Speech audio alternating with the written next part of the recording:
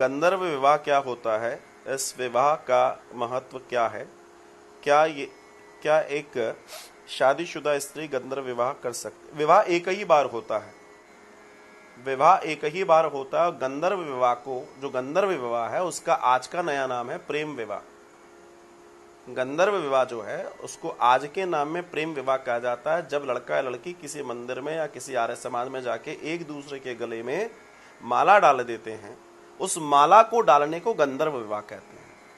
अब आपको एक और अच्छी चीज बताते हैं। अच्छा प्रश्न पूछा आपने। आज हमारा समाज कहां जा रहा है, आप समझने की कोशिश कीजिएगा। हम पढ़ते लिखते लिखते गंवार होते चले जा रहे हैं। कई लोगों को मैंने नोटिस किया है। अब आप कहेंगे इतना खतरनाक शब्द गंवार हो रहे हैं। हाँ, गंवार हो रहे हैं। कैसे हो रहे हैं जानिए। माला एक दूसरे के गले में डाल देना गंधर्व विवाह कहलाता है। आप इसको स्टडी कर सकते हैं। आजकल रिंग सेरेमनीज हो रही हैं, विवाह हो रहा है, तो विवाह में आपने देखा होगा पहले गंधर्व विवाह होता है। पहले माला एक दूसरे के गले में डालते हैं, उसके बाद उस विवाह को इसलिए रखा गया है कि उसके बाद फिर हम आगे के विवाह की ओर बढ़ जाएं, और वो उसी टाइम पर होता है जब वो हो रहा है। समझना मैं क्या कहना चाहता हूं। लेकिन उस परिप्रेक्ष्य में एक बड़ी घटना इस समाज में घट रही है, और वो घटना घट रही है ये कि आजकल जो रिंग सेरेमनी आदि इत्यादि हो रही हैं, उन रिंग सेरेमनी में भी लड़का लड़की एक दूसरे को माला डाल रहे हैं। आपने देखा होगा, कई लोग देख रहे हैं इस बात को। अब मेरी दृष्टि में या मैं शास्त्रीय दृष्टि में बात करूं तो उनका विवाह तो हो गया। अगर मेरी दृष्टि में बात करूं, शास्त्रीय वैदिक दृष्टि में बात करूं, तो उनका विवाह हो गया।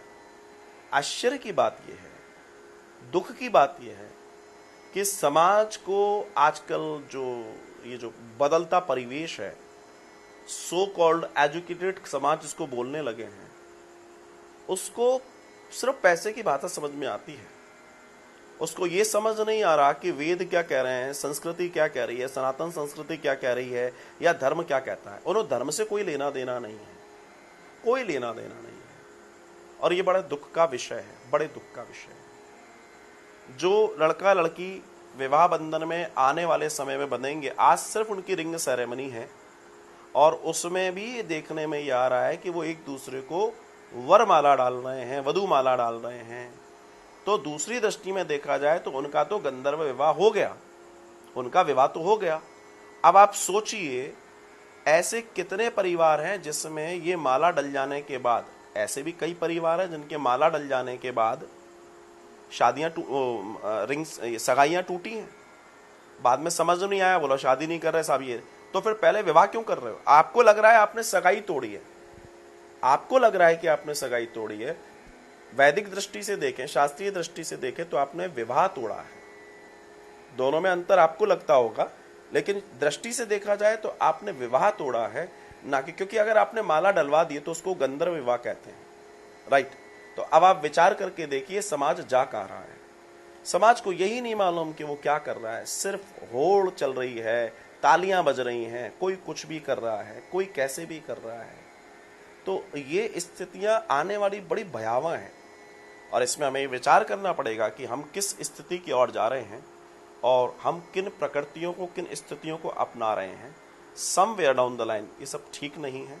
हम सबको मिलकर प्रयास करना पड़ेगा, और इस व्यवस्था से दो चार होना पड़ेगा, ठीक करना पड़ेगा। मेरी शुभकामनाएं। आपका प्रश्न, आपको जवाब मिल गया होगा।